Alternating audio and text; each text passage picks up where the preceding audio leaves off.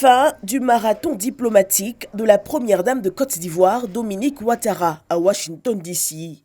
Vendredi, de rendez-vous à son agenda, une séance de travail au National Democratic Institute, partenaire stratégique et très influent de l'administration américaine. Son président Derek Mitchell et sa délégation ont pu découvrir les efforts menés par la Côte d'Ivoire contre le travail des enfants dans le pays depuis 2011. Le président du NDI a félicité le chef de l'État et la première dame pour leur leadership, célébrant un couple présidentiel modèle pour le continent.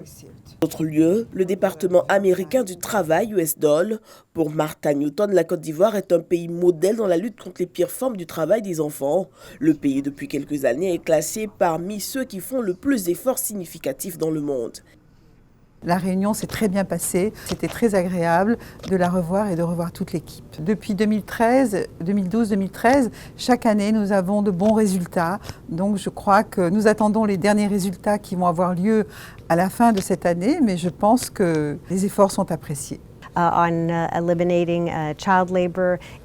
leadership est essentiel. Je vous encourage à continuer à redoubler d'efforts. Vous êtes la seule première dame capable de parler d'une étude technique sur la traite de l'exploitation des enfants et cela démontre votre leadership.